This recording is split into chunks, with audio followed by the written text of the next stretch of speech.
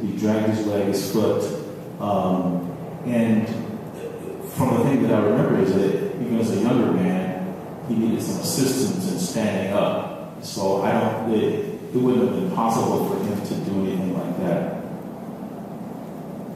Now I'd like to talk a little bit about Bruce's upbringing. The Mount Vernon Police Department in the past has claimed that Timothy Kreischer did not actually commit this crime, but he heard the story from Grover while in prison. What is the likelihood that Grover would have told such a story to Kreischer, much less had communications with the white man in general? It wouldn't have been likely at all. Michael grew up in Mississippi in Jim Crow, as I did too toward the tail end. It was highly segregated, a very violent environment, and there was an extreme taboo against having relations with black and white relations in almost any level, and particularly having a black man having any kind of relationship with a white woman is a very taboo subject. So even if he were guilty, he wouldn't have admitted it to someone who could have gotten him into worse trouble. So I don't think that's likely at all. Now I'd like you to speak a little bit about the effect Grover's conviction had on your family. Well, it's had a very sad impact on my family. It's my auntie who was very distrustful of the judicial system and the police was even more so after that. It took him from his children, and over time, we simply didn't know all of the facts of the case. It was an open and shut case. We knew he was innocent, so it's been a very painful process for our family. And I hope that my aunt, who is his only living sibling, could come today, but she's sort of done with the process, and she told me that she knows that her brother was innocent, and no one else could prove otherwise. But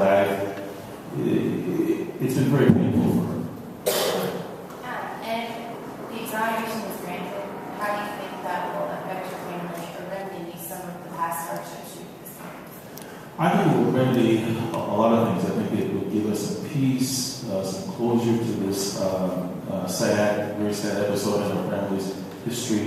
And knowing that he was innocent, I certainly hope and pray that you will review or have reviewed the evidence that proves his innocence. And I would, as I said, I hope and pray that you would grant him, just do the right thing and grant him clemency. Even though it's not going to bring him back, it will definitely clear his name and bring some peace to the family. Thank you. Detective Smith, can you tell me how you became involved in the investigation of Timothy Kreischer? Well, from 1977 to 1982, the city of Cape Girardeau had 5 unsolved homicides. And in 2003, I was given the opportunity to reinvestigate those cases, and in doing so, some evidence from one crime scene was forwarded to the state laboratory, and we developed a DNA profile which connected Timothy Kreischer to one of the crime scenes. In a subsequent interview with Mr. Kreischer, he confessed to that crime and also to the other unsolved homicides in that city and other sexual assaults. An agreement was reached with our prosecutor and Mr. Kreischer that Mr. Kreischer would do a full disclosure of every crime that he committed everywhere and tell all the details to each of those crimes, that the death penalty in this particular case would be set aside if he would cooperate. And Mr. Kreischer agreed to do that. And in one of the subsequent interviews that Paul Eccles and I did with Mr. Kreischer, he remembered this particular assault he did in Mount Vernon, Illinois in September of 1981. Mrs. Ida White was the victim.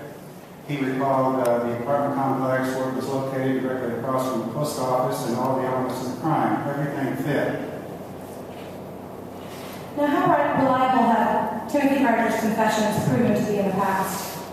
I'm sorry? How reliable have Kreischer's confessions proven to be in the past? All the cases that I investigated where Kreischer confessed, he knew all the particulars of the crime. He had to be the person that committed those crimes. I read the cases and knew that he in fact did the crimes from everything he related to me. What exactly was Grover Thompson doing in Mount Vernon the night of Ida White's stabbing? Grover Thompson arrived in the city of Mount Vernon, Illinois, earlier in the afternoon of that day in September by bus. He was on his way to Mississippi to see family. He had a layover and decided to walk down the street and spend some time and rest in the post office, where he ultimately did do that. He laid down and took a nap directly across the street from Mrs. Ida White's apartment complex. Now, in your experience as a detective, do you find it unusual that the suspect of a crime was found directly across the street from the crime? Well, I'm an experienced investigator with nearly 30 years experience, and I've investigated numerous heinous crimes of this nature, and I have never, in my entire career, had the convenience of walking across the street from a crime scene and arresting a suspect. Well, tell me about Barney Bates' original identification of Grover Thompson as the perpetrator. There was a person that lived in the apartment complex with Mrs.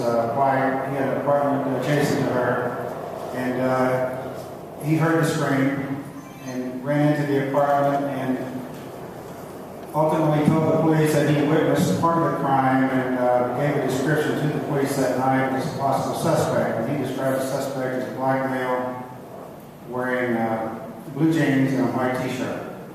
Was Grover Thompson found wearing blue jeans and a white t-shirt? His attire was totally different when they located him and arrested him at the post office. And did Timothy Carter admit to wearing blue jeans and a white t-shirt? During the interview that Paul Eccles and I did with Mr. Kreitzer, he told us the particulars of the crime and related to us at that time that when he assaulted Mrs. White that night, he was wearing blue jeans and a white t-shirt, and further related that on the way back to Carbondale that night after he committed the crime, that he had blood on his shirt from the assault and discarded his t-shirt out the window as he was driving down the street. Can you tell me a little bit about the lineup that was done at the police station?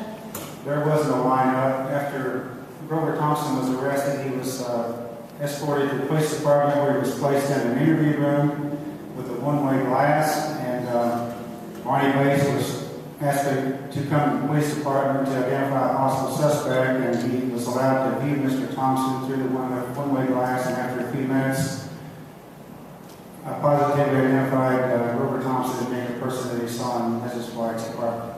Now, you interviewed Barney Bates later on, and can you describe what he told you in that subsequent interview? I interviewed Barney Bates in a sit-down interview in Jellicoe, Tennessee in March of 2008 with an FBI agent.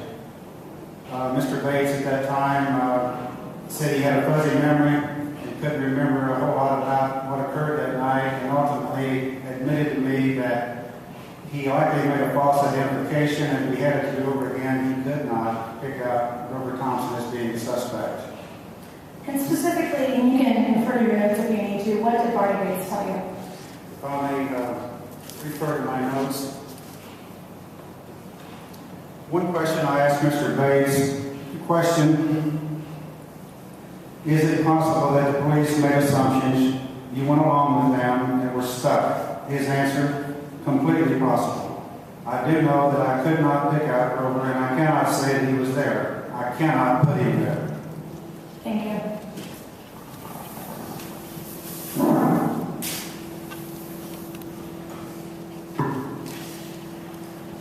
Lieutenant Eccles, will you tell the board about your background on the Carbondale Police Force? I spent 28 years with the Carbondale Police Department, and my involvement in this case occurred as Detective